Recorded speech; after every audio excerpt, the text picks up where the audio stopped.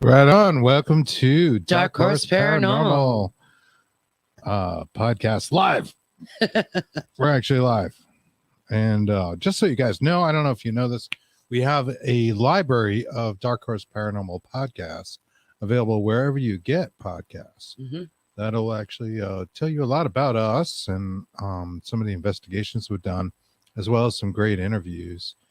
And we're just waiting for our guests to show up. We wanted to give up some shout outs. What do we got going on? I know this Saturday on Bigfoot and the Bunny, we have Andrea Perron joining us, the real life conjuring daughter. I can't wait. She's so sweet. She is. You guys gonna love her. She is awesome. We got to meet her recently, and she gave us a big hug, and it was fantastic, and it was awesome. It was awesome.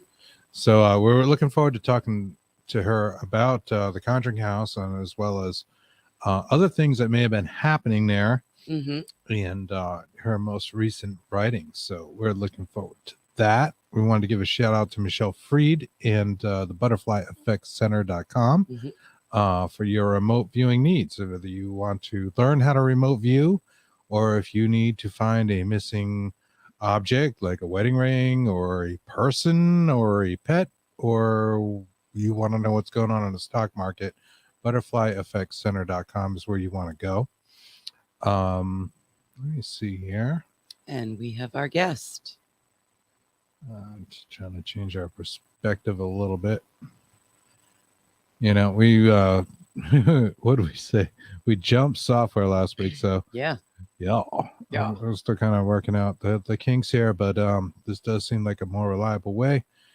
We're pretty psyched about that. I guess gotta figure out how to bring up the chat over here. Hello, Liz Milne from Scotland. We love you, girl.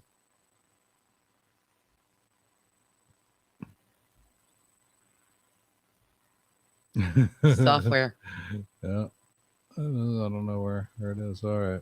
Little there Ori, we are. yeah. Oh, wow. We already got a whole bunch of comments up there. All right. Hello, Denise, Jennifer, Trina, Liz Milne. Yes. Hello. And good evening. Well, we got a really, really, really cool show for you guys today. If you have been following our Dark Horse Paranormal podcast, you would know that we have a series on demons. What is a demon? Or more aptly put, what the fuck is a demon? Dude. Because the D Word series is all about, what is this word that gets tossed around the paranormal like way too much. So we decided to go to some good sources and get some information. And thus far, we've I'm sorry. Well, I was going to say mostly a lot of people associate the D word, demon, with just negative, spirits. There's a negative connotation. Yeah, and it's really not. There's a lot of negative spirits demon out there. So, and yeah, we've talked about demons being unclean spirits to be cast out from, Jesus or, individuals. We've talked about them being all sorts of things. We've talked to a lot of people, but we're going to talk to Ken Allen tonight, and we got him standing by for somebody who's used. And we have something very special planned. Oh, right. Well, yes, this is a nice, little kind of turn on our series. So he just joined. Let's see if I can bring him on now. What is up, my brother? Can you hear me? Can you hear me calling? Can you hear me calling you? Oh, I love this. All right, I love it already. Ladies of the 80s, babies. That's right. You know it. Oh, you guys look so great tonight. Kristen, you are beautiful as usual. And Chris, you just sexy, baby. Oh, I know. Right on. That's why you got him, right, girl? That's right. That's right. That's it. It's the only reason. I'm sexy and I got big feet. Well, so do I. I wear 11 and a half. You know what that means. Oh, here we go. I knew that was coming. I had a head scratcher going on. No. How you been, my friend? What's going on? I have been fantastic, man. And I tell you what, the highlight of my day, my year, my month, my millennium, because you know, people that work with demons, we live for thousands of years, is being in the presence of you guys. That's my highlight. Yeah. I don't know. Are we allowed to say the F word? We can say the Sure. F word because this Dark is Horse. Dark Horse Paranormal, and we do got Bigfoot this. and a Buddy, and for some reason, I think this one should be more laid back. Yeah. I fucking love you guys. We fucking love you too. We love you. And Kristen, I'm so glad you were able to make it, girl. Yes, and yes, I was going to ask you if you're going to do anything. Oh, please come this way, please. Work on this. We're gonna say, oh yeah, girl, I got you, baby. I got you. A lot of pain. Yeah, we're gonna tie that shit up and make it stay in place, girl. Hell, I think I did that once already because I have 5 kids. But thank you. Hell yeah. Woo, Things are just spilling out at this point. Oh, it's You great. can't see the puddle down there, but it's. Oh, you're so bloody funny. Hey, so what do you guys think about my new necklace? I got me a new Baphomet necklace. I don't know if you can see that or not. It's beautiful. This is ivory and real silver and very rare, hard to find. So that looks really cool. I think we talked last time when you mentioned that Baphomet has almost become an egregore at this point. Yes, that's right. Let me see if I can just real quick.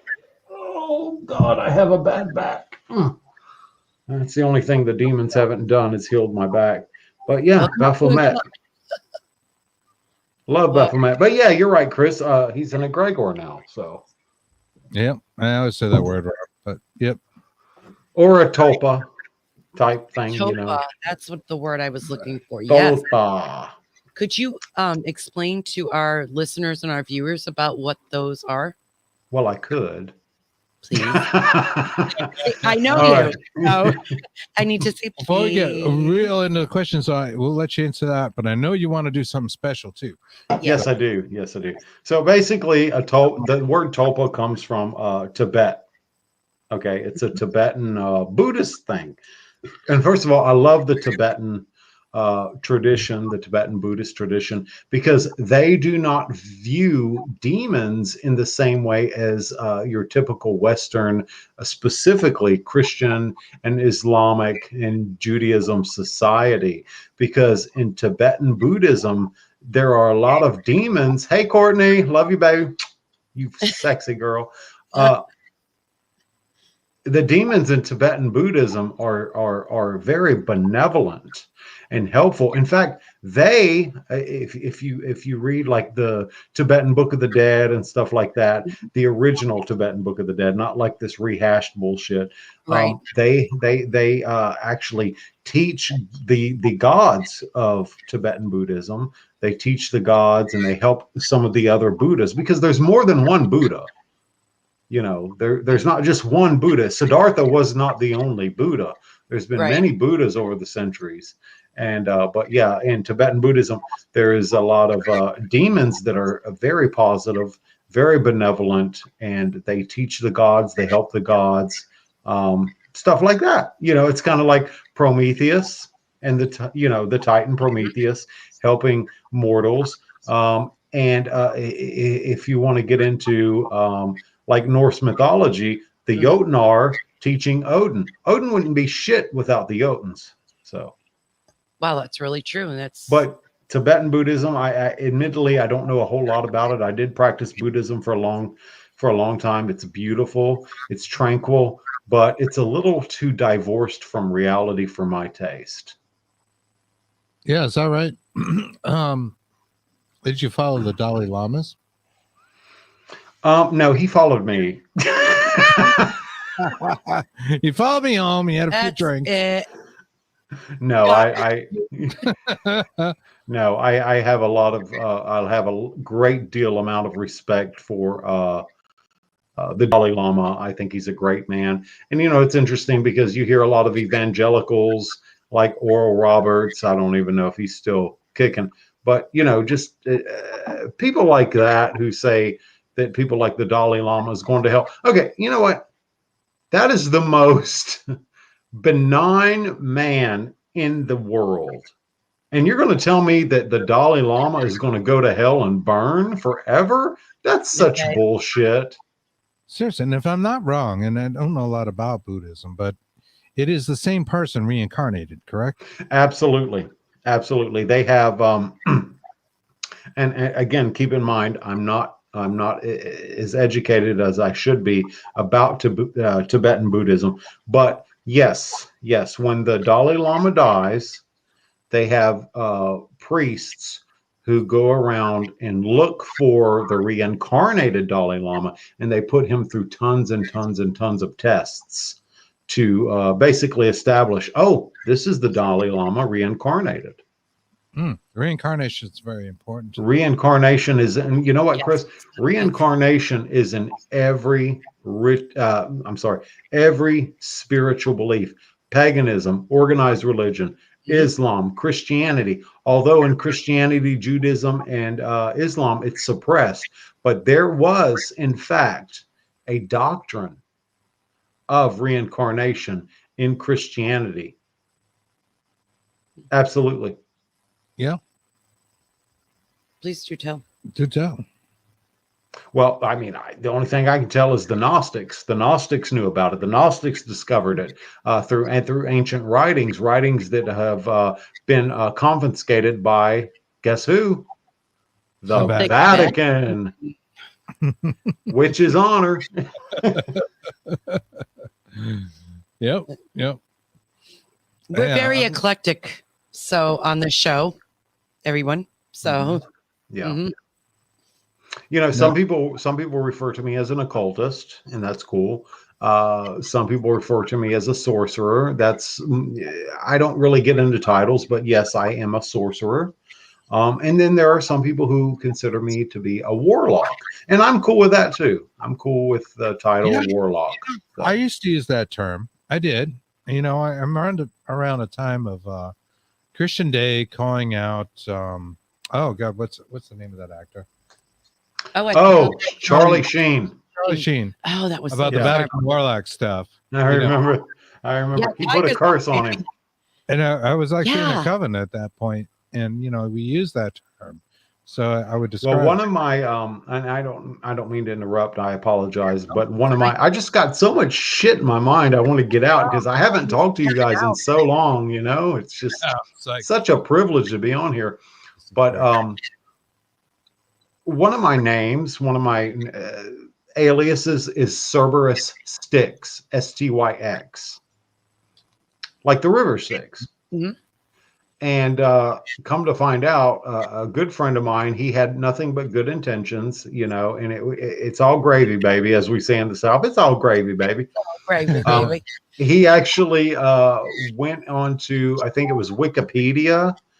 I don't even know how you do that shit. He's like an IT guy. He works for the DMV. He knows all that shit.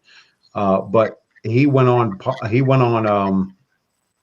Wikipedia and put like my profile on there and a couple of my secret names, and which is not so secret now, one of which was Cerberus Styx. Cerberus Styx is a warlock who lives such and such and does such and such. And I was like, bro, I appreciate what you were trying to do to help me out, but let's not do that anymore. Yeah, thank you anyway. Right. Let's not do that anymore. So I had to change my secret name. So even though I still use Cerberus Styx as one of my magic names, I had to change it to an Egyptian name. Nice. But we won't say what that is. So. Nice. Yeah. Yeah, being a sorcerer, that's a term I like a lot. I think I don't know, it's a little easier to stomach the warlock. Sometimes warlock does come on a little strong. It can hurt you with the ladies or men. Well, the thing about the word warlock is a lot of people get it. Am I echoing, guys? Am I echoing? No, you're good. Okay, because I'm using this. It's called a snow something. Snow something microphone. I don't know. No, I, okay. I got it from a dear good friend of mine. I'll Yeah. get back on the topic real quick, but I got it from a dear good friend of mine named Sean Gilmore. I don't know if that name rings a bell. I love Sean Gilmore. I have nothing but the utmost respect for him. He's a great, great friend of mine. And he actually gave me this microphone. He has a podcast called Our Paranormal Podcast, which is on RU Media. Yes, Yep. we've And Sean Gilmore has been featured in. Really cool. I watched him interview Katie Stafford not too long ago. Okay. It was really interesting, and he makes very unique spirit boxes. Yes. Yeah. Yes. But Sean Gilmore was featured on Paranormal Survivor, and Okay. what a great guy, man. What a great guy. But anyway, he gave me his microphone. I'll try to get it on camera here if I can, if the cord will reach. You see this? I made him sign it. Oh, come on. I did. I was like, Sean, you got to sign it for me. And he even did a thing on TikTok. I have a TikTok, by the way. Yes. Oh, yes, we know. Earlier, my stomach hurts so bad from laughing. I'm sorry, Ken. I'm sorry, but Ken sent us something, and I was like, "Oh, you made my day. Thank you, love." So, for those of you out there that are interested in my TikTok, it's Magi Ken Allen Magi 856 on TikTok. But yeah, Sean's a great guy. He's a wonderful person, and nothing but respect for him. And obviously, I love you guys. And Kristen, I'm so glad you could make it tonight because I really like the facial expressions that you give whenever I say something shocking. My friend, my really good friend, she's like my family too, is Anne-Marie Young, will sometimes after our podcast will go, "Oh my God, your facial expressions say it all." I've been trying to tone him down. I'm sorry, but I'm very animated, so I can't help it sometimes. So thank you for noticing. But you guys are great. I consider you guys great, great friends. And if I ever get a chance to get that far north, I want to visit you guys and spend a couple days. And I'm spending it in your house. That's right. Yeah, you're more than welcome, man. This door is always open. And same with you. If we get down to Florida, which we might. My mom lives in Daytona Beach, and we're thinking. So if you guys come through Tallahassee, yes, we will first. Yeah, hit me up, baby, because I'm in Wakulla County, girl. Ooh, absolutely, I love it. Absolutely. So anyway, I didn't even get to do your bio, so I feel bad. Go ahead, baby, go ahead. You want me to run with this? All right. 4 pages later. It's okay. We're just having fun. Of course we are. Muskogee Magi, of course, and you hail from Florida. Muskogee. You are the Miko chief of one of the Muskogee's First Nations clan in Wakulla County, and I apologize if I'm pronouncing that incorrectly. And you're an ordained Catholic priest of the Magdalene Church. Maybe not anymore. Yeah, I guess that one kind of surprises me. I ain't gonna lie. Right. Leveraging years of study and practice. And, I did study and practice for many years to become a Catholic priest. I enjoyed it, but the occult is where my heart's at. I'm sorry. Go ahead. That's all right. No, You're right. a professional occultist and exorcist who has been a practitioner of the ancient arts of magic in one form or another since the age of 11. You're a ceremonial magician practicing Solomonic magic, Grimoire-based magic, chaos magic, invocation, as well as evocation magic. You practice rune magic. You do house blessings, cleansings, working with the archangels. I know the archangels are very important to you. Raphael, Michael, Gabriel, Ariel. Blessing and protections against dark forces have helped trap spirits cross over. I think that's a lot right there. It's a lot to unpack. That's a lot. Yeah. My phrase lately. And, you are all of these things. And we've talked about some of these different subjects before. I know tonight we're doing the D word series. We're going to kind of focus on demons. And I believe you had prepared something you wanted to try with us. So I wanted somebody who works with demons. And we will get into those questions of like, what is a demon to you? And a little bit of history and that kind of thing. But I believe you had something prepared. I do have something prepared, and I want to get one of my big quartz crystals. This one has been blessed. Now, this quartz crystal has been blessed by the celestial divine, and it has been blessed by the demonic divine. Okay. Okay. All right. So, real quick, I just want to do let me just turn my camera. Is that cool? That's cool. Turn my camera to my Ouija board because we're going to do a Ouija session real quick, y'all. I see a little Pazuzu. Yep, that's my boy. Let's see if we can get some more light on the subject. Don't know if we Pazuzu, can. of course, the demon from the Exorcist movie, total fiction. However, Yes, his roots were not. that's right. He is from the ancient. He's a Mesopotamian demon. Very, very, very misunderstood. And of course, I have him on my planchette.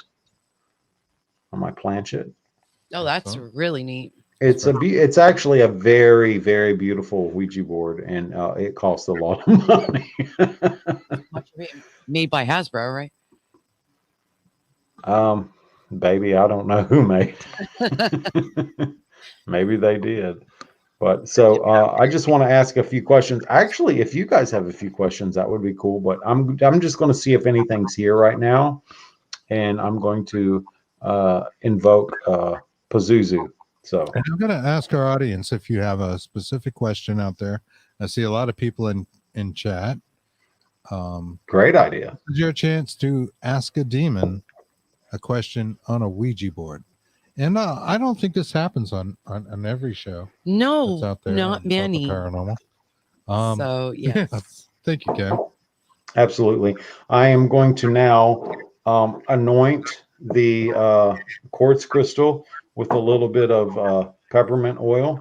Spirits are very receptive to that. They love it.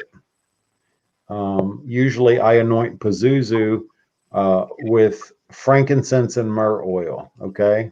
And we'll talk a little bit about Pazuzu, who he is and what he does in a little while, if you guys are cool with that. Okay.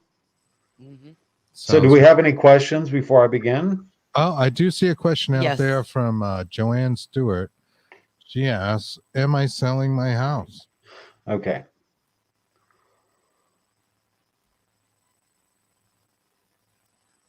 I conjure, stir, summon, and invoke thee. Pazuzu, come forth now and make thy presence known.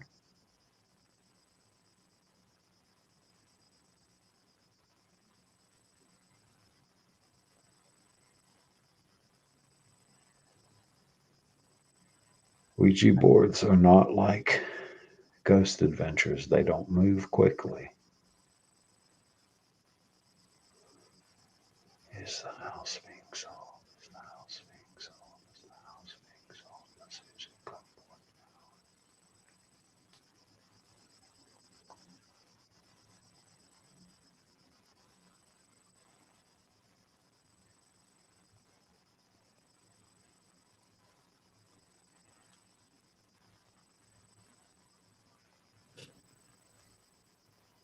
Jay.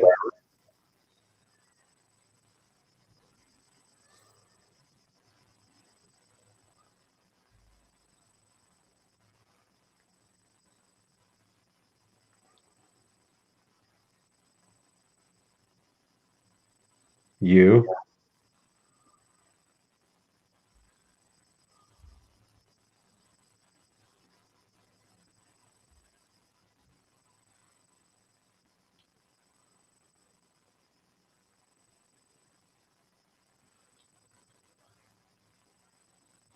S.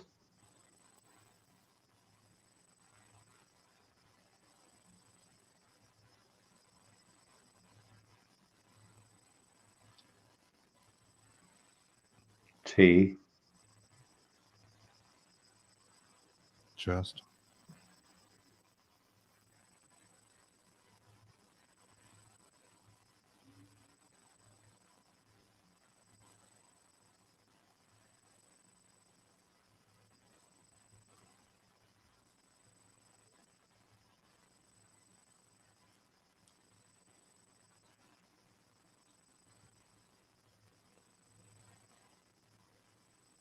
Letter B.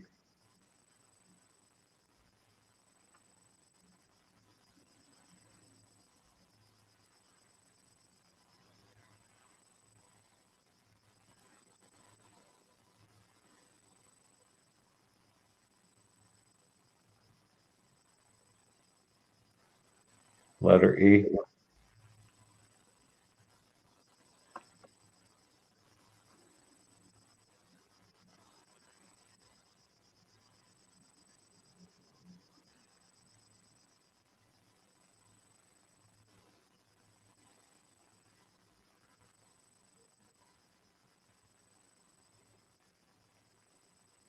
Letter C.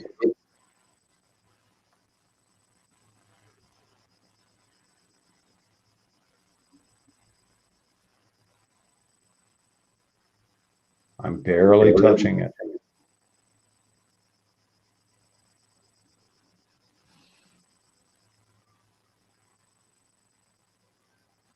Letter A.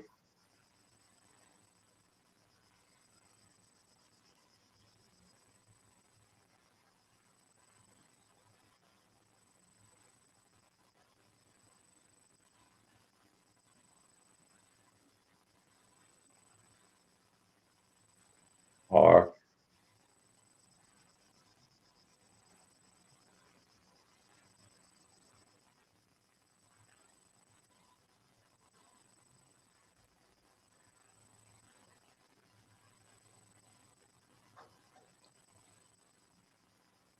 Letter F.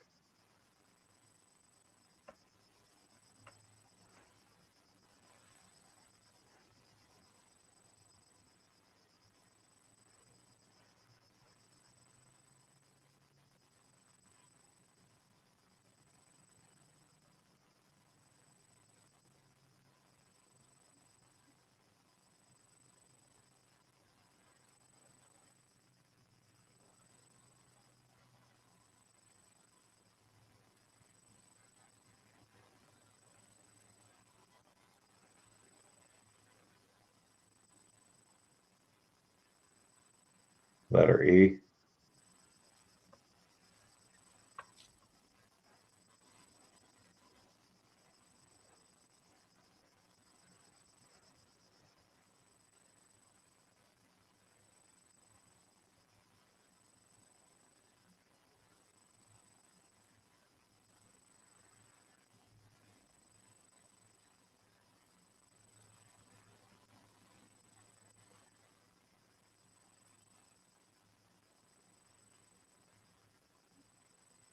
My eyes are closed until it stops, okay? Okay.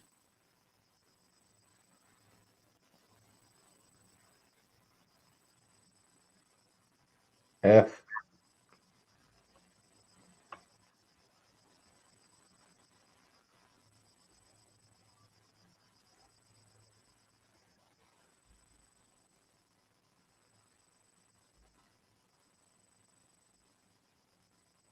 U.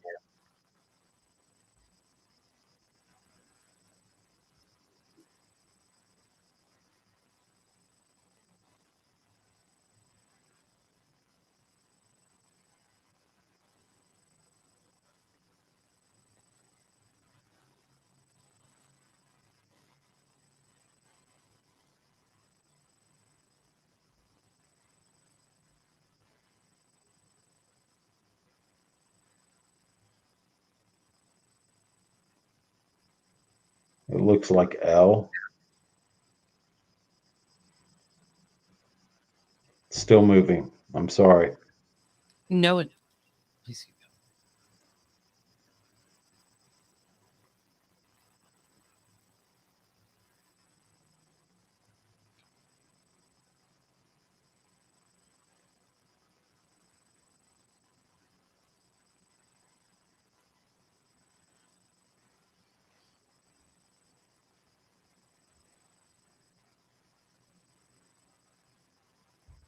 L.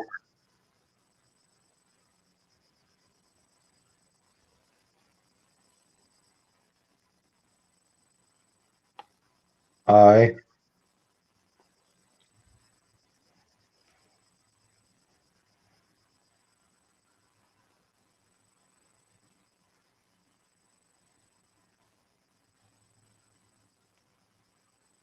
P.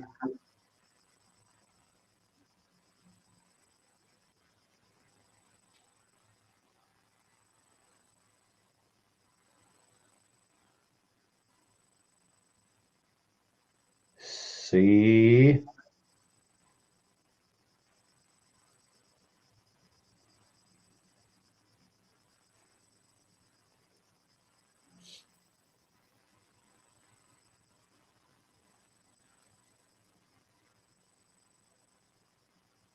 Letter H.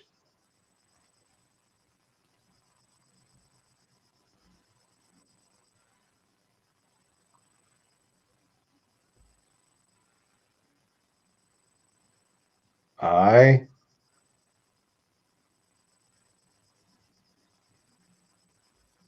Come on. Come on. Use my energy. Use my energy.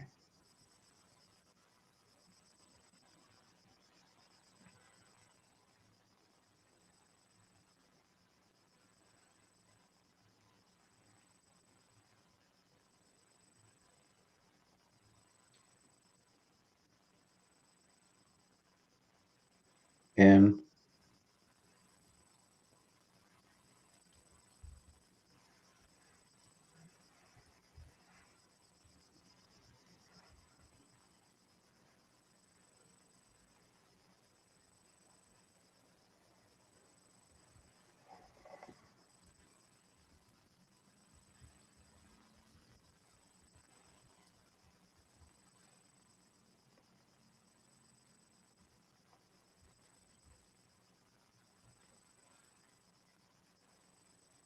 Number 3.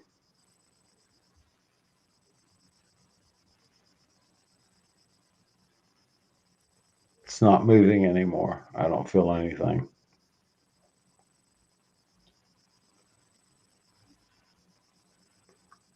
Right on. Okay, so I don't feel anything. Well, let's see what we have for letters. We started off kind of starting with a sentence, and it went a little We went a little sideways, but yeah. I think there's probably some information in Mhm. there. I can't see it with the light.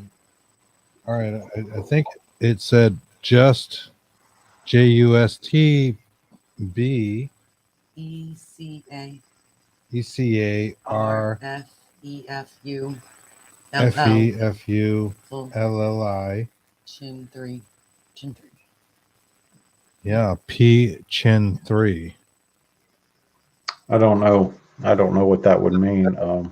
Mean anything to you, Joanne? Any of those letters? Chin. I think there was a attempt to get a word out that maybe came out a little sideways, but I see just be, and I thought I could have swore I was going to say careful, just be careful, but it was, there's an FU in there. What it- Oh, Joanne Stewart. Just be careful. Liption. Yes, yes, Yeah, yes. that's what it is. That's it. Wow. Wow. Thank you, Joanne. Interesting. Very interesting. That is awesome. Okay, so I will close the Ouija board for now.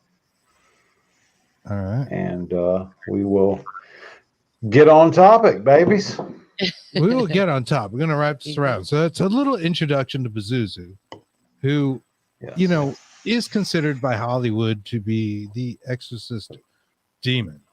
Mm-hmm. And it is all that is evil, all that is bad, all that is negative, all that is going to consume your life, and you will die if you even look at Pazuzu. But I don't think you necessarily feel that way, Ken. You just had him on a Ouija board. So No, I don't feel that way at all. bring us up to speed. Okay, let me get my. What is a demon to you? And this is a loaded question, right? Yeah, What it's is a lot to demon? unpack. Absolutely. What is a demon? This is what we ask in our D word series. Is always the first question. What is a demon to you? Because there are so many opinions about these things.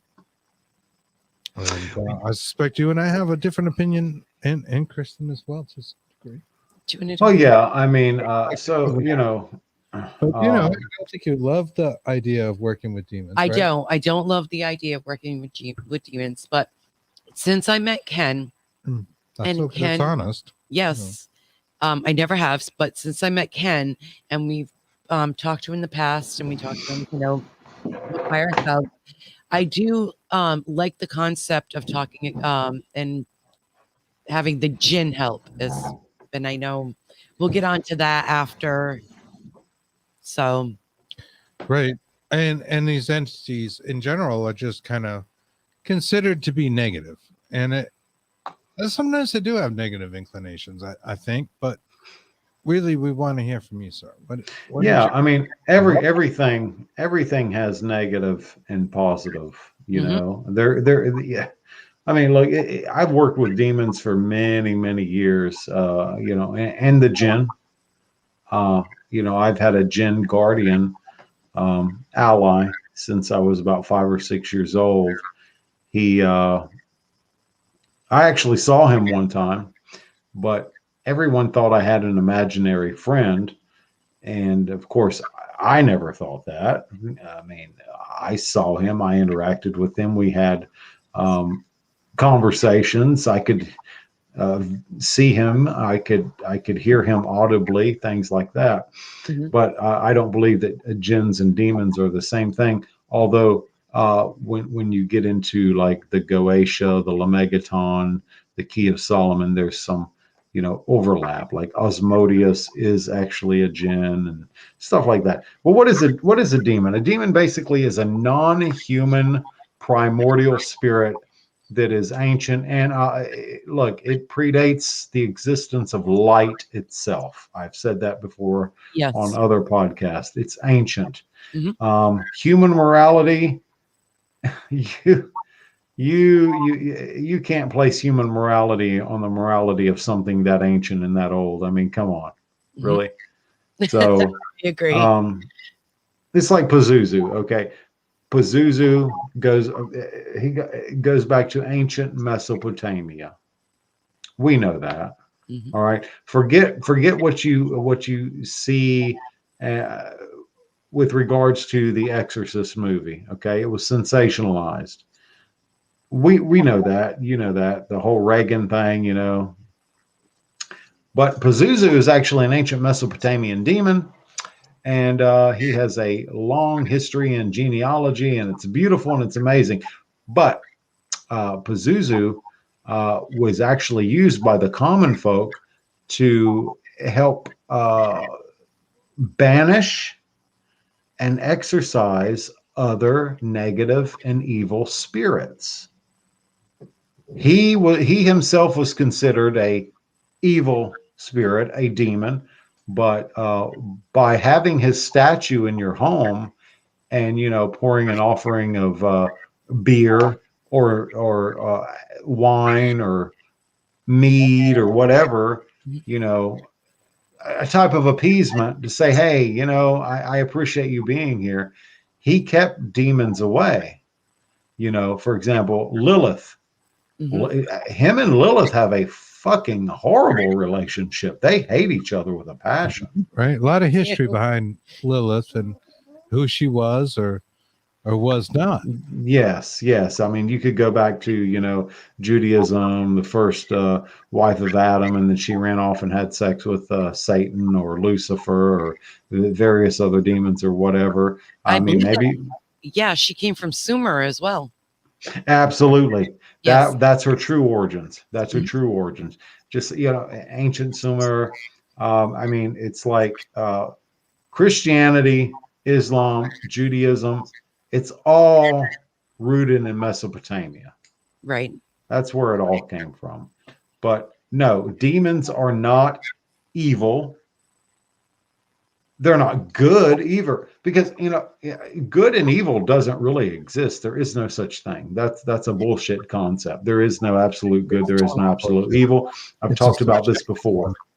Right. It's a subjective concept as to what is evil, what is good for one person is evil for another, and so it goes on.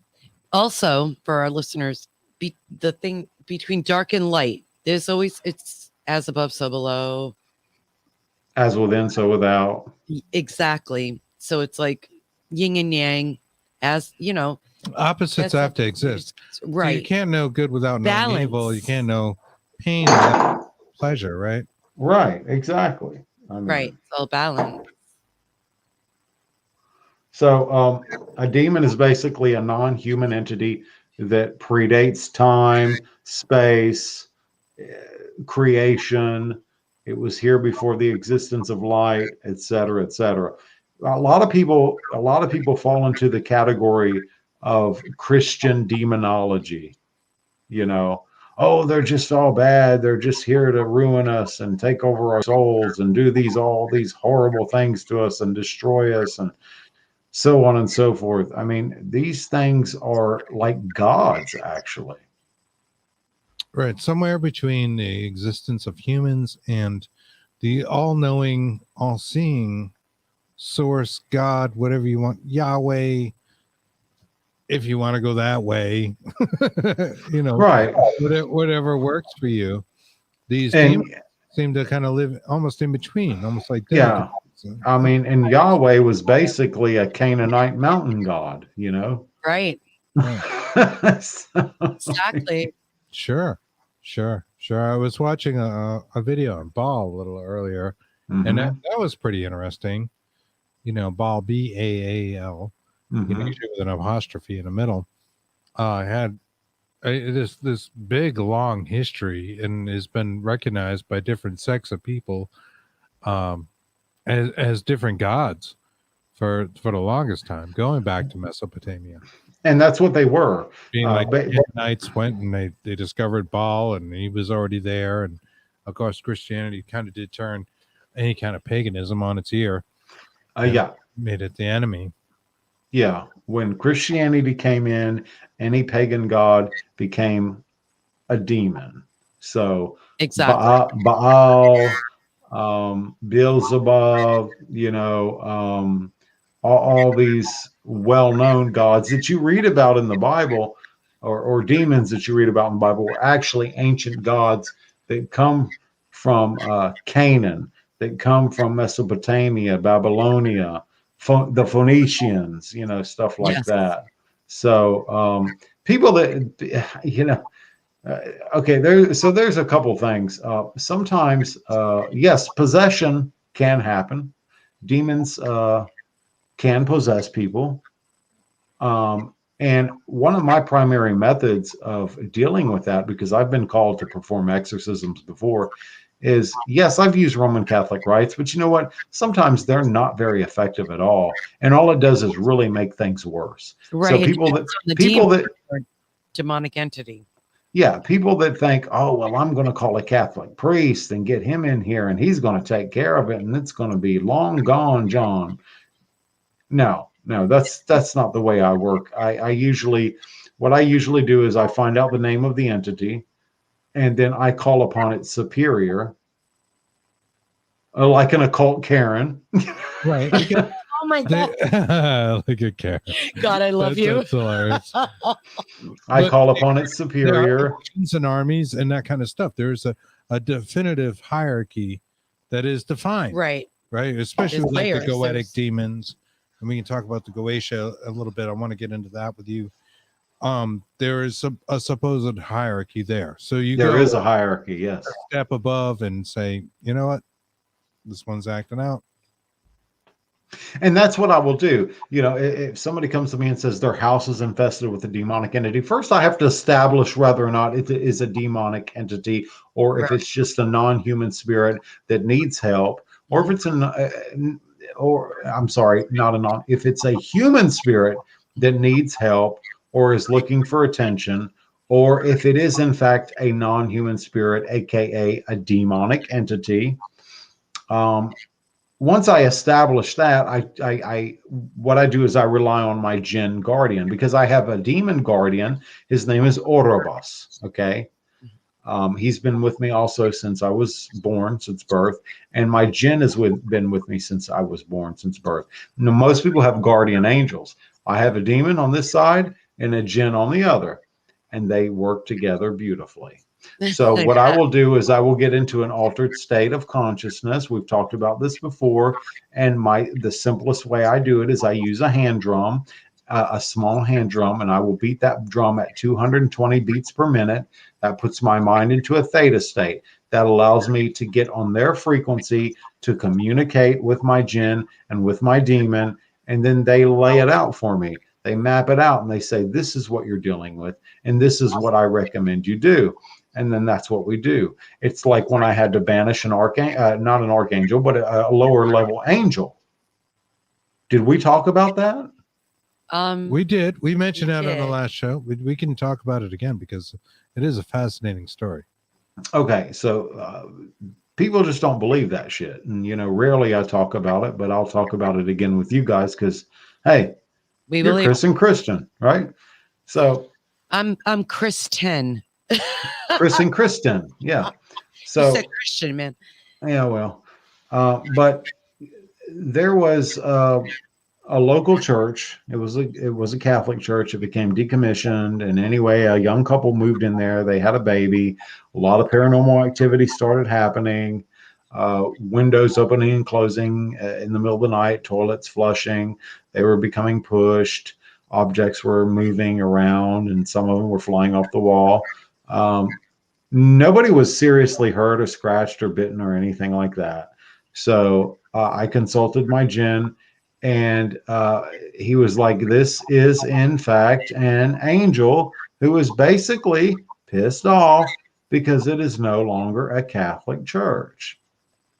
So I said, okay, well, I will call on my boy Orobas. I know you're familiar with him. Goetia, yeah. And Goetia. And so Orobas, there's an N, E-N-N, to call these demons to you, to call their presence to you. And that's how I work. I used to work in a more of a Solomonic setting with the circles and the Hebrew names of God and, evocation, forcing the demons to come. But that's so rude, so hateful, and so disrespectful. So I used his N, okay? Jaden Tasa Hoet Naka Orobas. Called Orobas forth, and Orobas helped to banish this angel that was causing problems for these people. Okay. 5-6 years now, they're good. They're great. They got swing sets and slip and slides. Oh my God, slip and slides. Right. Oh, don't do that. Right. Don't go there. And I remember the ends from the Demonolatry books by S. Connolly. S. Connie, yeah, Stephanie Connolly. Yeah, I take more of a demonolatry approach. In the beginning, I used to take. And I followed that pathwork pretty closely, and I was a little nuts. I mean, I was younger. I was a younger man, and maybe I partied a bit, but I kind of ended up haunting my own house. Okay. Yeah, you did. But objects, house. Yeah. I was kind of like the stereotypical teenager with the Ouija board opening the portal, I suppose. So there's a certain maturity level that I think maybe needs to be expressed with this kind of path work.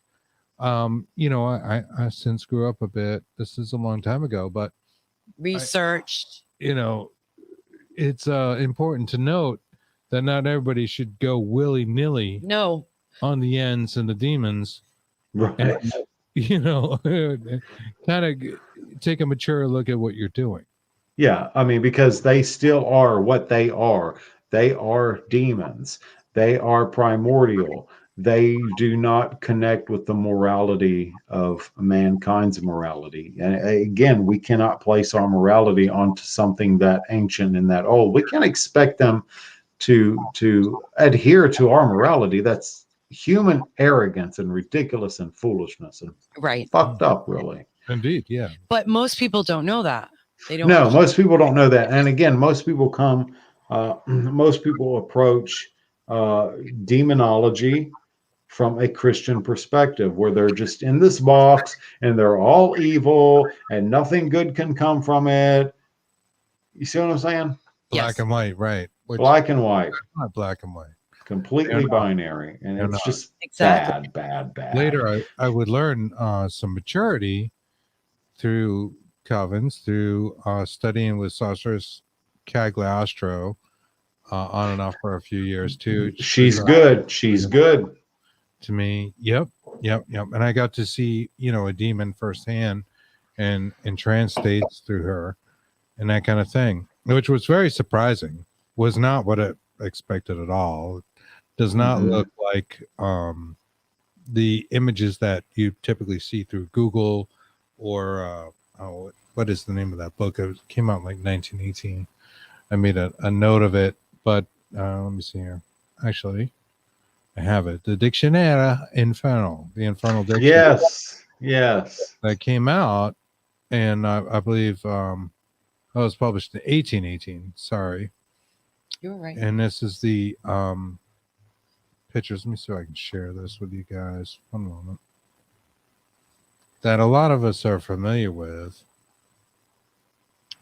So, share screen.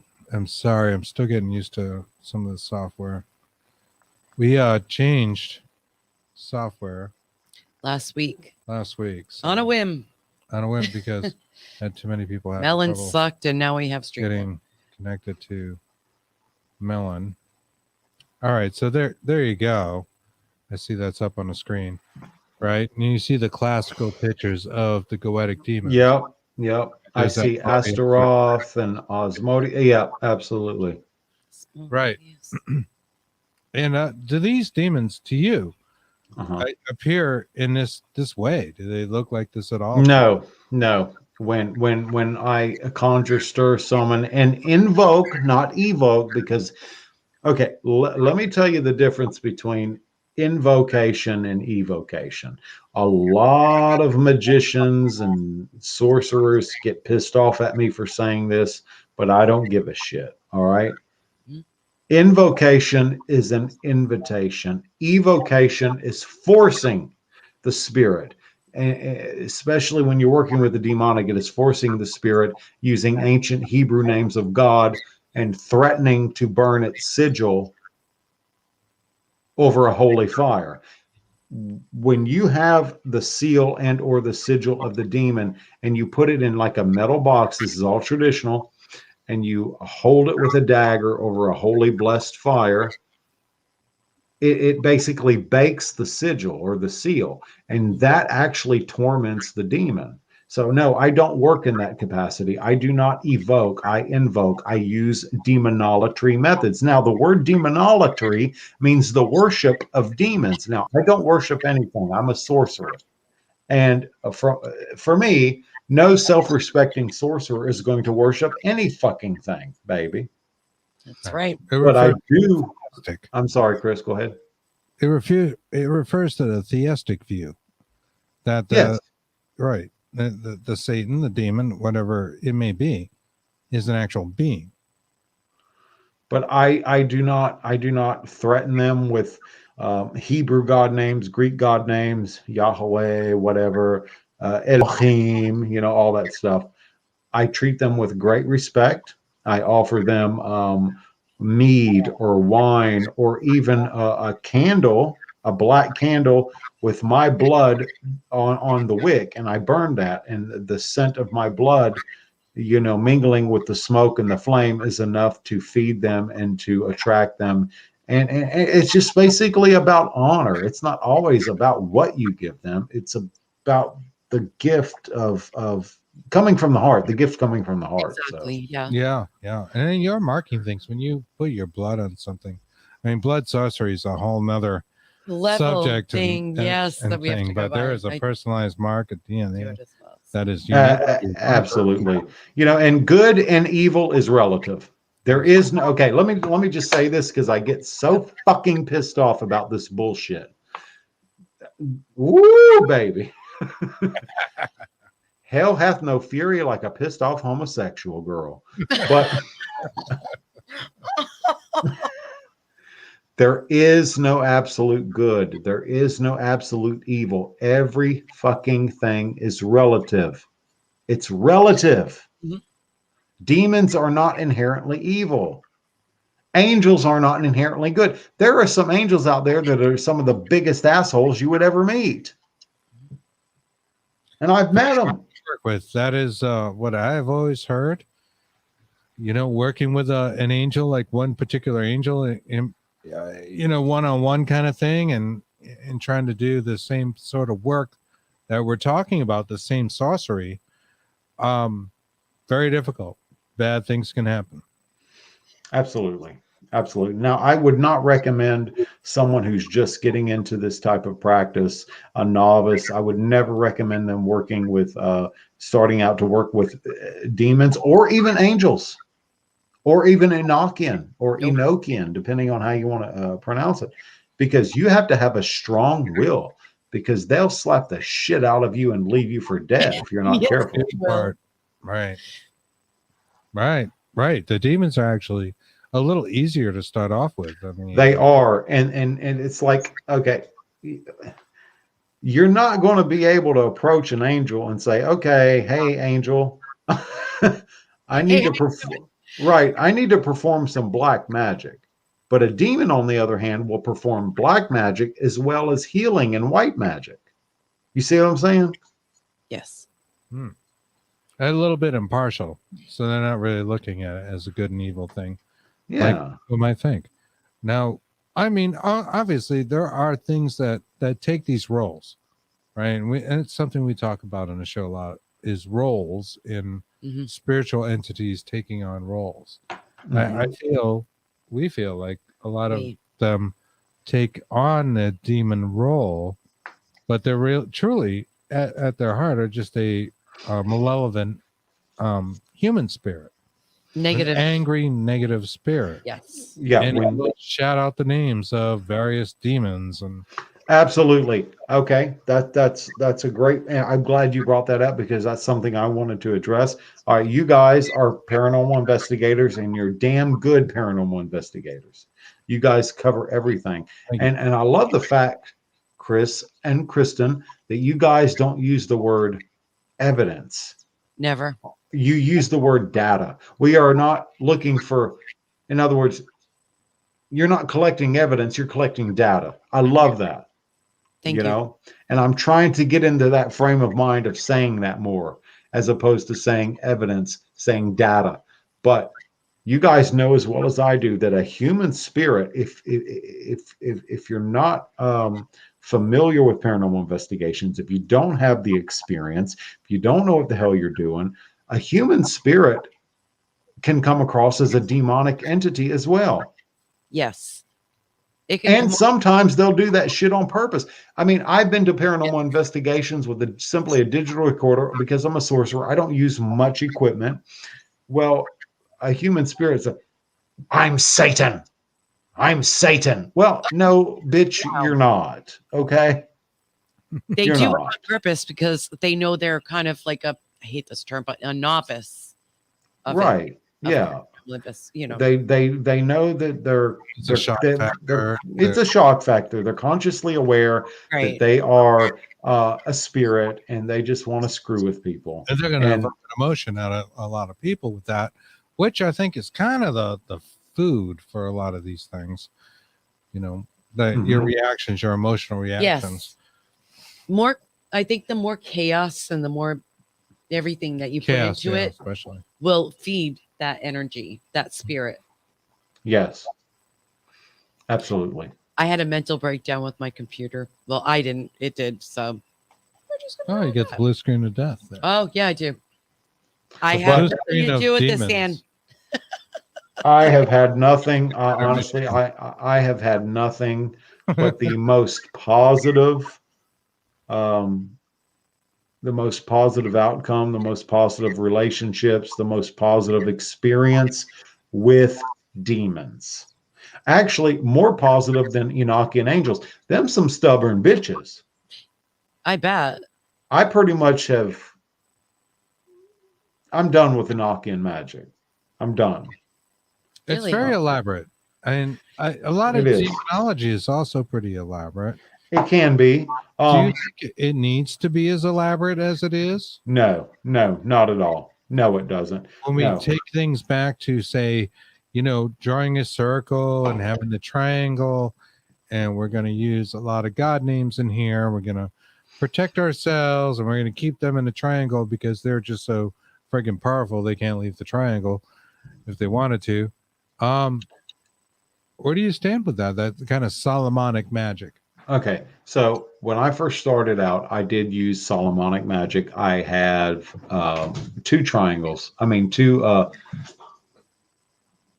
I have two circles, and I have a triangle, a Solomonic triangle, very large with a black obsidian mirror in the middle of it. Okay, the original circle that I used was a traditional Solomonic circle based on the King Solomon's. Yeah, that's it. That's it. Sorry, I had a brain fart. Lesser King. That's the circle that I have right there. Okay. That's the circle that I have right there. Hold on a second, guys. Yeah, so that wasn't an EVP. Thank goodness. We never know on the show. No, we actually we actually found one at Robert Ricky. At the end of our show last Saturday with Robert Riggy. Yeah. Right where it cut off too. Right there. Okay, so that's the circle that I have, and then I do have a triangle very similar to that, but it has its own like stand or whatever, and I don't lay it flat on the ground. I stand it up. It stands up, and most of the time when I did practice this type of magic, the Solomonic type magic from the Lemegeton, I would place the triangle in the east. In the east, for example, if I was evoking Lucifer, that's his direction, is the east. Anyway, I would stand in the middle of this triangle, and you see, I mean, in the middle of the circle, and you see it has Alpha et Omega. All right, all that references God. The serpent is various powerful Hebrew words.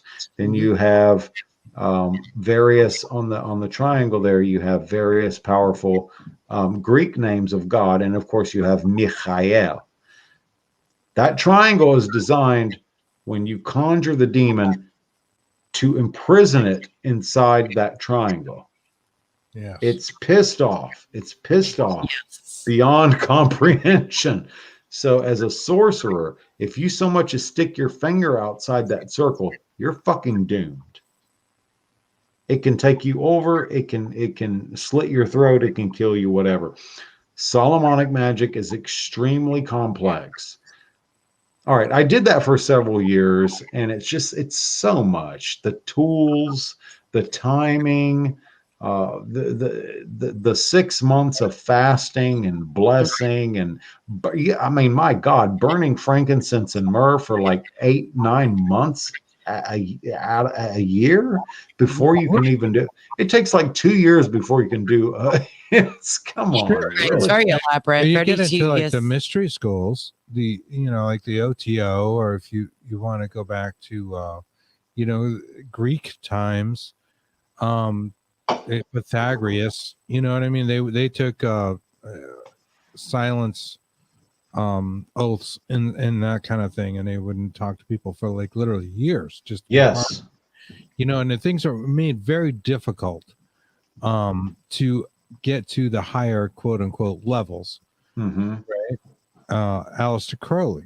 Yes. The OTO and he's not Ordo Templi Orientis. Yes. Yeah, and Golden Dawn and these other mystery schools. The Saturnus. I might be saying that wrong. Mm-hmm. Those folks, had some pretty strict rules. But so I broke away from that, Chris. I just, it was too much. It was time consuming. I have a 4-year-old son. I have a family. I don't have time for that shit, but I'm not going to stop practicing. So I said, you know what?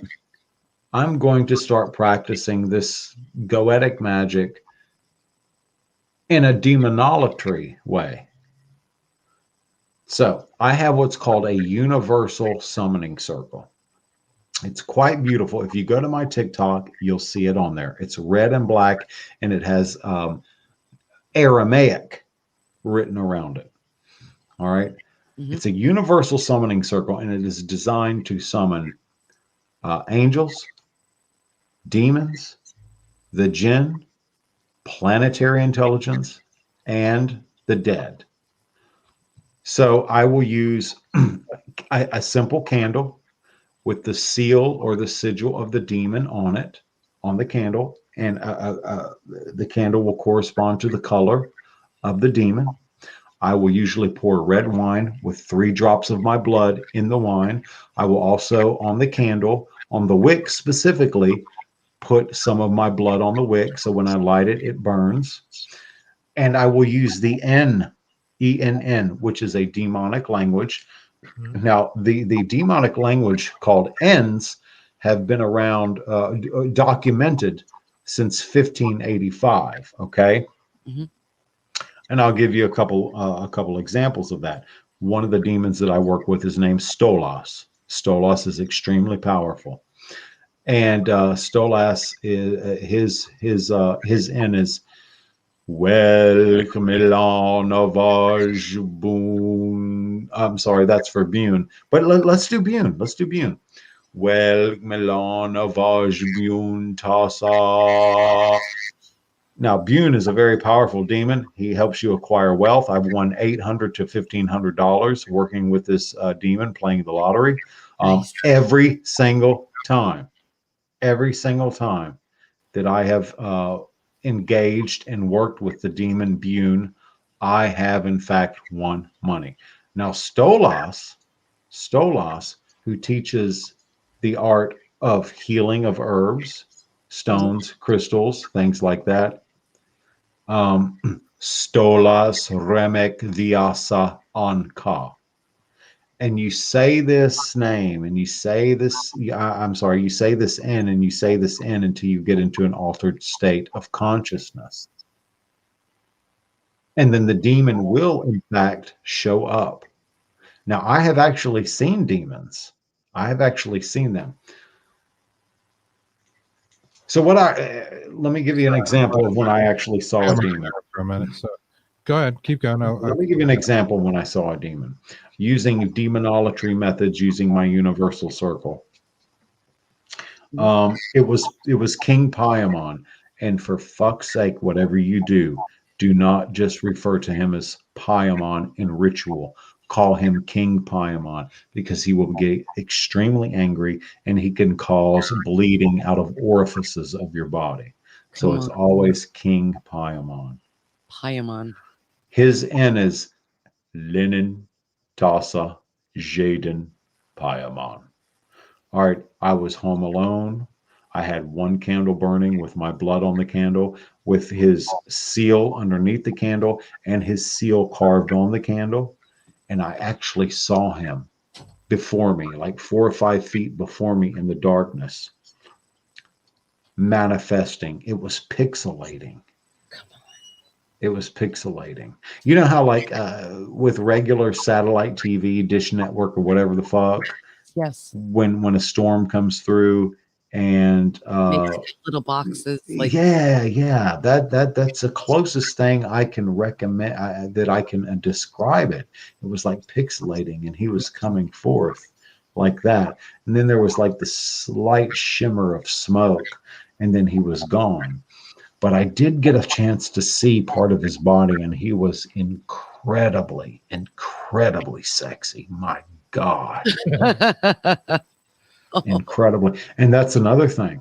There are people who will purposely invoke demons for sexual magic, for sex magic. Sex magic is a thing. I'm gonna go with you.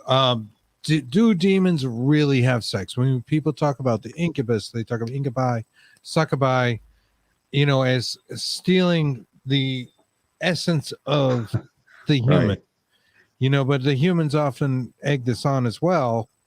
And what is that relationship like, as far as you know? So yes, they can. Incubus, succubus can have sex with you. First of all, an incubus, a succubus, they're one and the same. Okay, There's not an incubus and a succubus. They're basically shape-shifting sex changers. All right. If you're a woman, it will turn into it will manifest as an incubus. If you're a man, it will manifest as a succubus. If you're gay, then it will manifest as a incubus, and vice versa if you're a lesbian. As your chosen partner. But so they don't really have a sexuality on their side, but they Right. can use that sexuality for what means to a mortal biological being. Absolutely, 100%, Chris. 100%. Somebody said, David Karan said, Mr. Allen, do you worship Satan? No, I do not. No, I do not. I am a sorcerer. I worship nothing, but I do give honor to Lucifer. So And Lucifer and Satan are not the same thing. The Bible got it wrong, baby. But I don't have a problem with Satanists, especially your LaVeyan Satanist. The philosophy is very sound. It's beautiful. It makes sense. I have the Satanic Bible. I have 2 copies. I have the soft cover, and I have the $400 hardcover, and I have the Satanic Rituals, and I have read the book, and it's amazing. The philosophy is profound. Very borderline, almost atheism there with that. With LaVeyan Satanism, yeah, there is. They basically claim atheism, and a lot of their ceremonies is it's pomp and circumstance, but it's pomp and circumstance to psychodrama. Exactly. But that atheists or not, when you're doing a satanic mass, if you're a LaVeyan Satanist, you are creating change. You are still performing magic. It's happening. It's still happening. Right. Intent seems to be everything. Whether we're talking about folk magic, whether we're talking about hoodoo, we're talking about voodoo, we're talking about some maybe Aztec religion or Mayans. Incan. Letting the heads roll down the steps. I mean, we're forms. basically talking about intention. Right. And our thoughts create the language to speak to these beings. That's right. Somebody asked, "Can do you do channeling?" Yes. I do channel. It's interesting because I did not discover my ability to channel until 1999. I had a spirit just waft over me. Next thing you know, there was this old woman channeling through me. I literally had her voice, and I was singing old Native American songs. So yes, I can channel. I have channeled human spirits. I have channeled demons, and that's another thing I'd like to talk about. You have possession by demons for whatever reason, and then you have demons that need to channel for whatever reason to possibly get a message across. So just stop thinking about demons in the Christian sense of the word. Stop. Christianity is so damaging. It has done way worse than it has done good. My God in heaven, organized religion is horrible. Organized religion's terrible. It is. Exactly. I agree. I can't stand organized religion. Yeah. I don't know why anybody wants to be part of that, but people do like to join crowds. I don't know. But I will tell you this. Let's look at the Bible. Let's look at the Bible, baby. Let's look, especially the Old Testament, girl. All right, Lucifer, Satan, he's the bad guy, right? But who did more killing? Who killed all those babies in Egypt? What in the fucking hell kind of God are you if you're going to kill babies in Egypt? Right. Newborn children. Okay, again, sorry, we're just checking our time because our show's an hour. And we went over and to make sure we're good with our network because we're going to continue talking either way. Yeah, I messaged Courtney to make this interview is going to be a Dark Horse Paranormal podcast. It's going to be available where our podcasts are available. And this is episode 3 of the D Word series. Finally, of our we library got this out. podcast. So Yeah. Finally, we've been dying to get another perspective on this, and I hope I'm not being too extreme. So. No, Ken, we're I don't running think there's running such a thing. over, and we wanted to make sure it was okay, and that's Okay, all. I got you. We're great. We're good. Can we go to Okay. probably not. You already But what made I was, great. but what I was saying was, biblically speaking, from the Yes. Bible's mythology, who has killed more and done more harm, God or the devil? Well, let's look at Yahweh. Think about it: floods, wars, killing newborn babies in Egypt, innocent children. Come on, man, that's some fucked up shit. Yeah, it is. We agree with you. Yeah, it is. Yeah, it absolutely is. And what did Satan supposedly do? He made a bitch eat a fucking apple. Yeah. Right? Snake in a tree. Yep. They're doing what you're supposed to do. And Lilith got painted pretty bad and all that. Yes, she did. Yes, she did. She was supposed to be, well, you go back, she was supposed to be subordinate to Adam and be at his every beck and call. And she's like, no, this is not for me. Mm-hmm. You know? That's because we share the planet and our consciousness with more beings, I think, than we can immediately see, recognize, or understand in general. I think they've always been there. I think they share the same space with us. We're learning from quantum mechanics that space is really not very important. Can I get something real quick? Sure. Absolutely. Hold on, okay, guys? Okay.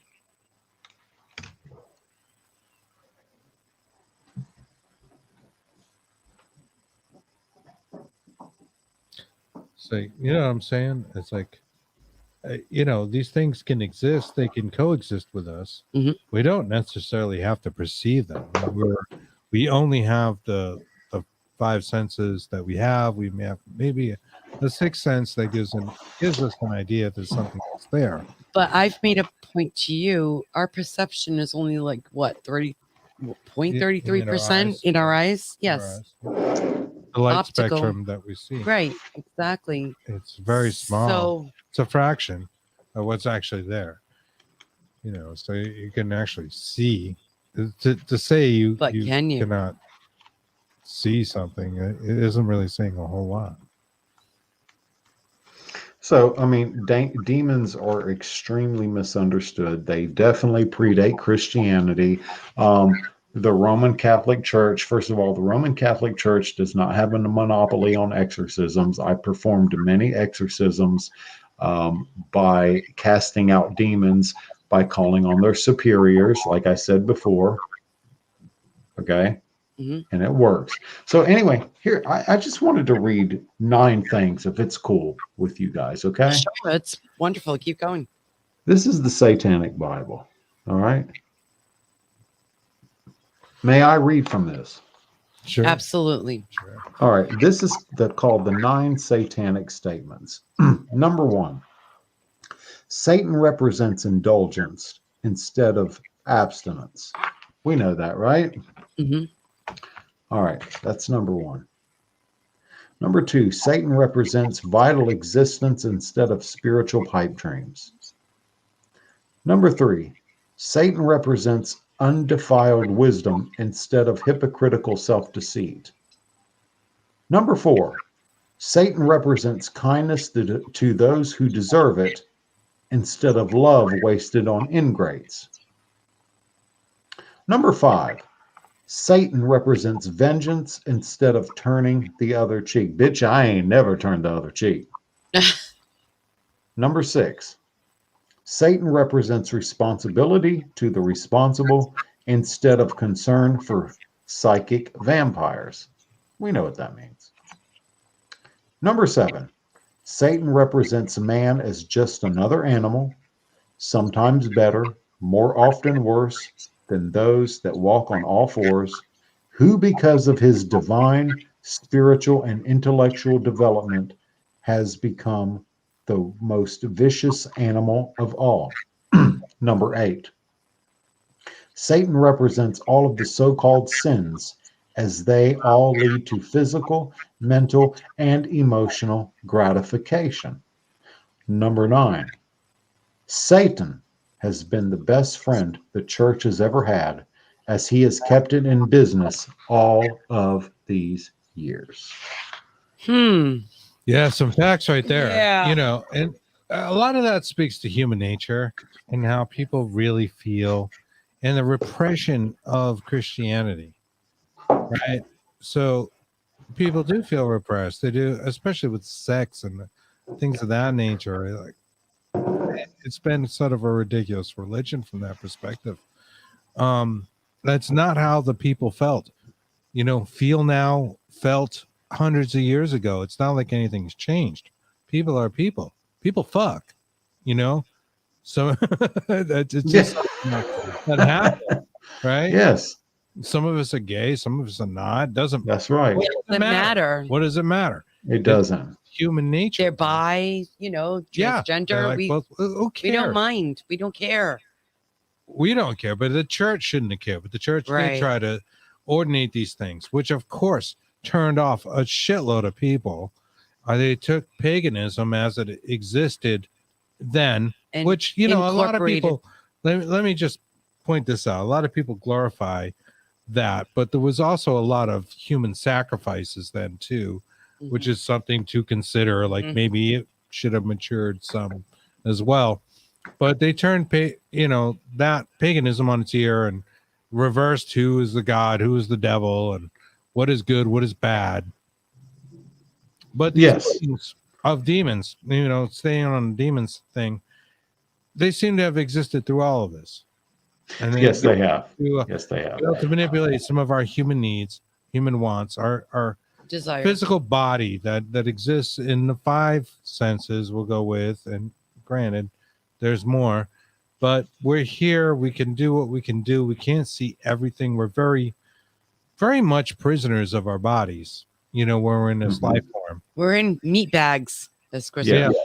Yeah, we're in meat bags for sure. So You know, everything's much bigger. Yeah. When you get into like an astral realm, or you move from this physical Right. existence to the mental. you know, so I have worked with demons for many, many years. I have had no bad experiences whatsoever. I have actually healed people, people that were on the verge of death. Healed a guy one time who was in a coma.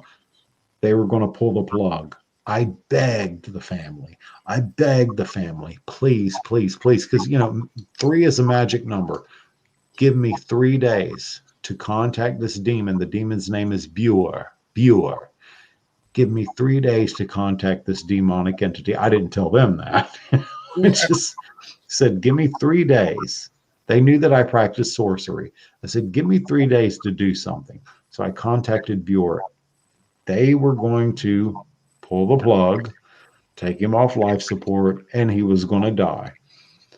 So I worked my magic. I worked my invocations. I worked my spells. I made my offerings, you know, and I worked with this demon for 3 days.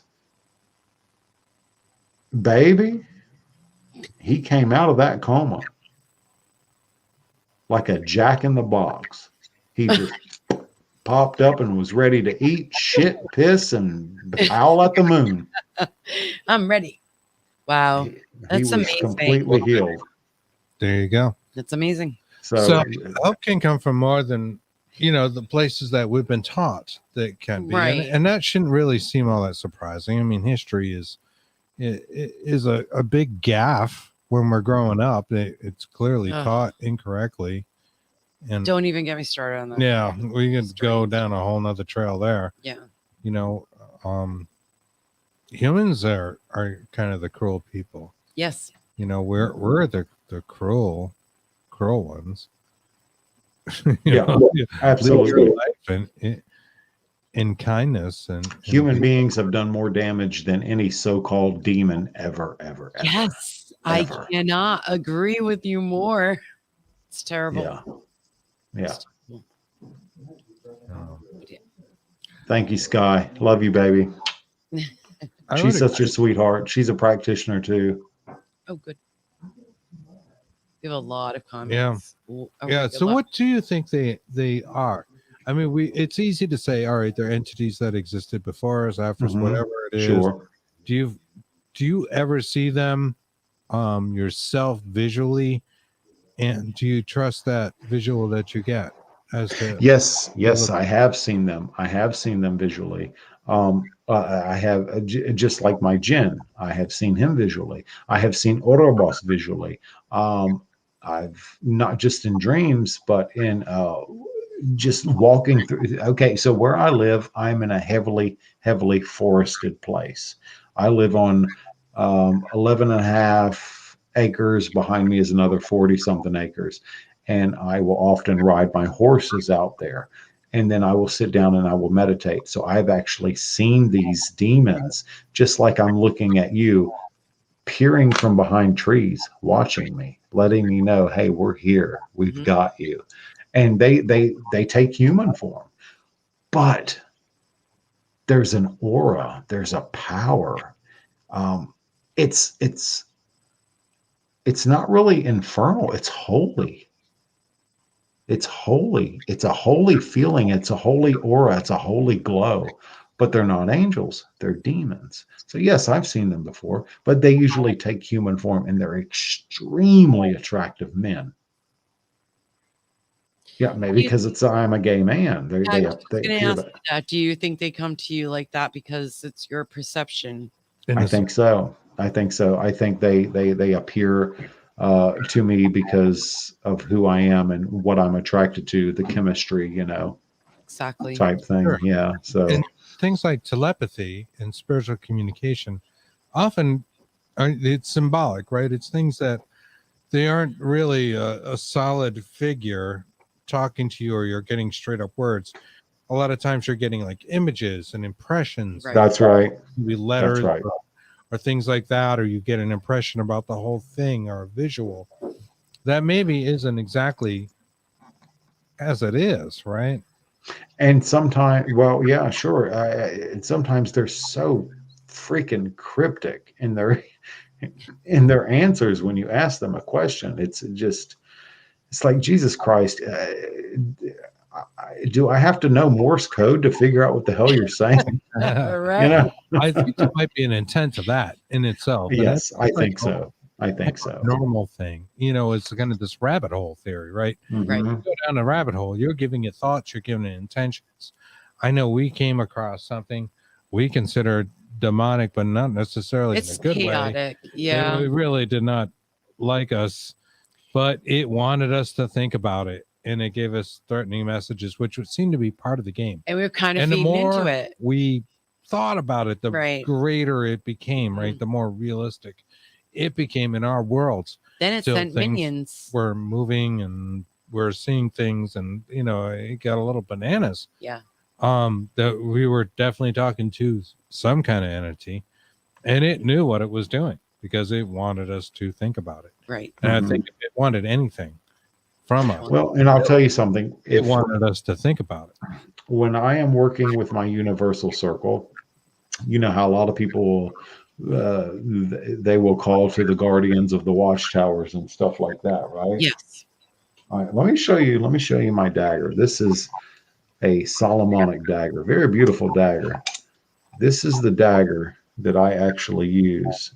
It's Damascus steel. Wow.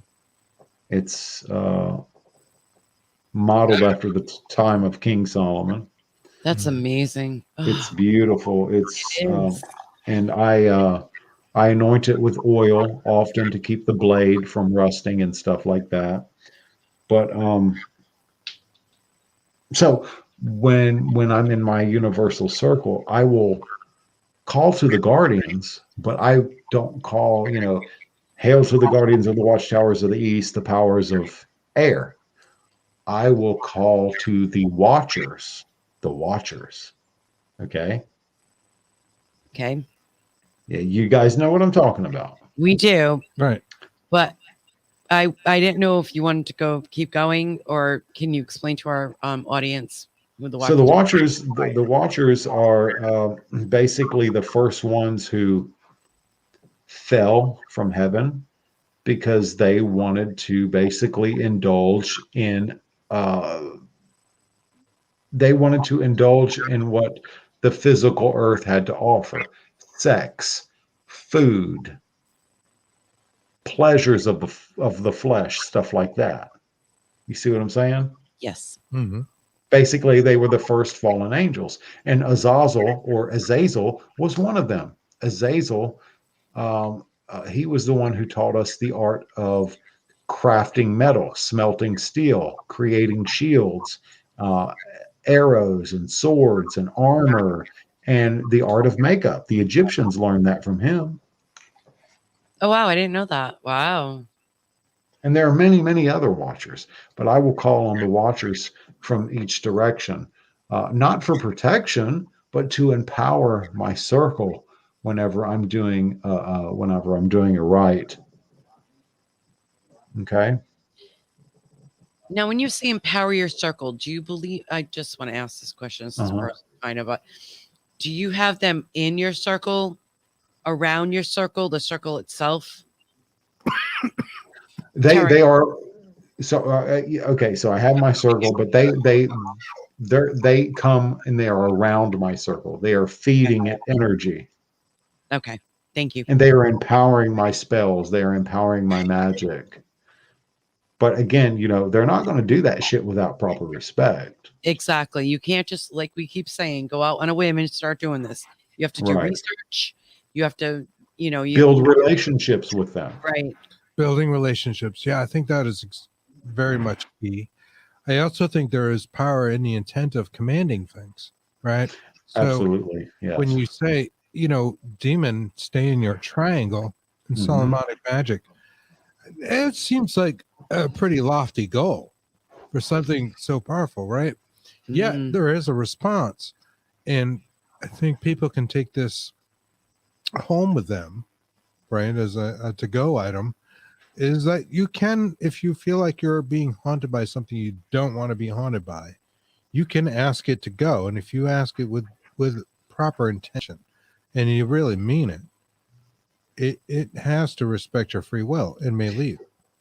Absolutely. And if it doesn't, you have to assert your will, throw aside your fear, and say, "Look, I am commanding you by my innate inborn power to leave this place now." You can do the sign of the pentagram. Bam! They'll get the fuck out of there, baby. Electric pentagram. Exactly. Visualization. They see your visualization. You got to remember, demons think in 3 and in 4 dimensions. They travel at the speed of light. Literally, they travel at the speed of light. They can see your thoughts. They can feel your intentions. These things are tangible to them. Yes, exactly, Sky. No room for fear. Language, is really intention on the other side or through the veil or however you want to describe it. It is really your thoughts and intentions that seem to be the universal language between all the beings. And I trust my guides. I trust my spiritual guides, my demons, and my jinn. I trust them, and I know that they're going to have my back. My jinn is he comes from an ancient city in the Middle East. I don't tell too many people this, but he comes from an ancient city in the Middle East called Baalbek. Baalbek. Come All on. right? Baalbek stone? Baalbek. Baalbek. Yes. Yeah, you're familiar with that. Yes, they have a Baalbek stone that it's Okay. a whole ancient city, and they have the stone that they can't figure out how they built it. Exactly. Yeah, Exactly. And I actually had a very, very powerful Cuban psychic tell me that he practiced Ifa, which is Ifa is actually way more powerful than voodoo. But he told me it was the city. He originated from the city of Baalbek. Wow. That's really excellent. I love that. I love the ancient Well, we know you have your little one and everything. I and do, and he just gave me a diamond, and I'm going to charge it and use it for magic. Oh, it's a crystal? It is a crystal. Oh, it is a crystal. Oh, beautiful. Oh, it's Oh, so I will be using this From an antique. from an crystal antique, chandelier. an antique what? Crystal chandelier. An antique crystal chandelier. My son that's just gave it to me. oh, he's so sweet. That's He beautiful. is. How I cute could is- actually house a spirit in this. So, Is there and that's another thing. You can actually, real quick, guys, you can actually house spirits in crystals. You can do that. Yes, you can. you can. You could Um, take a doll, like You have it in front of you. There's tons and they're all from antique. like this guy here. Perhaps would be a good trigger point. I know this one here, and I have a thing with clowns. And oh, those are beautiful. Oh my God. You know, can hold a crystal within them, and you could potentially make this a haunted object, which Right. you may or may not want to do. Yeah. You may not want that attention, but if you do, and it certainly is on the table. So that's interesting because I've actually done that with poppets. Okay. Yes. Some people call them voodoo dolls, but the proper term is a poppet. Sure. I've taken poppets and I have breathed into that poppet to give it life. I put some of my blood into that poppet, and then I have invited. I've went to a graveyard and I have invited a restless spirit to take up residence in that poppet, and I've taken that poppet to my temple. I have a sacred temple, and I have taken care of that poppet, the spirit, and basically given it a home. So that's I've done that. But look, I know we got to go soon. yeah, we do. Demons are not good. They're not bad. They're not evil. That's just fucking Point bullshit. determined. It's bullshit, guys. I don't know. I hope I've answered your questions tonight. You have. Thank you. Ken, you've been wonderful as always. Yes, we And love you. Thank you. you know, I personally agree with you, and we do. We know they're out there. They're beings. They're just like you and me. They're not necessarily the unclean spirits that some would claim. Although I think in some instances that does happen. Yeah. I think you know, you can have possessions and things from malevolent spirits, and they can be labeled as a demon, and it's not necessarily the same thing you and I are talking about tonight. That's right. Even fairies, elves, throughout history, by Christian, the Inquisition and stuff like that, Mhm. they were labeled as fallen angels at one time. You know, in the Celtic lands. So. Right. So, but yes, I work with demons. I have great relationships with them. They empower my magic, my sorcery, whether you want to call me a sorcerer or a warlock. I don't give a shit. I'm happy with both. One last thing before Awesome. we go on that note, and concerning that note, because I know a lot of people have this misconception of like you must sell your soul to Oh, work with a demon. That is not what the kind of deal you do with the No, demon, it's right? not. No, there is no soul selling at all. Again, that comes down to King James, and it comes down to the Inquisition. There is no soul selling. Yes, you can make pacts with them, of course. And when I say you can make a pact with a demon, that means, okay, if you do this for me, I will pour you a libation every day at 3:00 next to such and such oak tree. sure. It's that simple. That's it. And it's very simple stuff, and it doesn't have You to be cannot sell your soul. That's ridiculous and impossible. or something silly. I have one that likes shiny gold plastic. Okay, you told me about that. Yeah. Yeah. The fake Right. gold. Yeah. Yeah. I don't know why. So They showed Rebecca. me. Yeah. I just want to say, people that get hung up in this box of Christian demonology, Dogma. Yes. dogma, these things are dangerous. There is so much more out there. Don't box yourself up in that. Yeah. Get outside your head. Right on. Think outside the box. Expand your consciousness. That's right. Expand your consciousness. You know Thank what? you much, my It's been friend. a great show. I love you, Chris. I love you, Kristen. You guys are great. Thank you. You're the best, I man. can't wait to come on again. I hope I wasn't too over the top. No, we You needed cannot you to explain this. So no, not at all. You know us. We're right with you. So Absolutely. And one day I'm getting up there and you're cooking that chowder for me, Kristen. hell yeah. Hell yeah, baby. Chowder. Chowder. We love Chowder. Thank you so much. Absolutely. Nothing yeah. but love, nothing but blessings. Thank you so And much. Absolutely. Thank Have a you. great That night. was a great night. And thank the audience. Thank all you guys. Anne Marie, Sky, Liz, Courtney, Linda Judd. How many others? I There's- don't want to forget nobody. You guys are awesome. If Liz, it weren't for yeah, you Liz guys, Milne. we wouldn't Anne have it. Marie, Katie Walker, all you guys. So, can I give a couple shout outs real quick? Absolutely. Please do. Okay, first I want to give a shout out to my podcast, which is called the Wizard's Table Podcast. This Saturday we have Patty Negri on, so come and join us. And please like the Wizard's Table so you can get our notifications and stuff like that.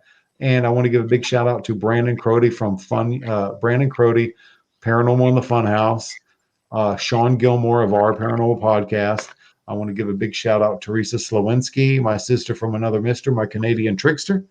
And obviously, you guys, Chris and Kristen. So please check out the Wizard's Table. And I'm going to have you guys come back on soon too, okay? Awesome. That sounds Absolutely. wonderful. Absolutely. Look up the Wizard's Table on Facebook. Love you guys. You and Mistress B are the best chemistry. I just awesome. can't wait to So meet her in awesome. person. So you got to drag her with you next time. Yeah. Or we'll go down there. We'll go down there. We Or go we'll Yeah. just do it together. Whatever works. Yeah. We'll make this happen. But Absolutely. thank you so much. Thank you again. Thank you, everybody. So much from the bottom of our hearts. We love you. Thank you.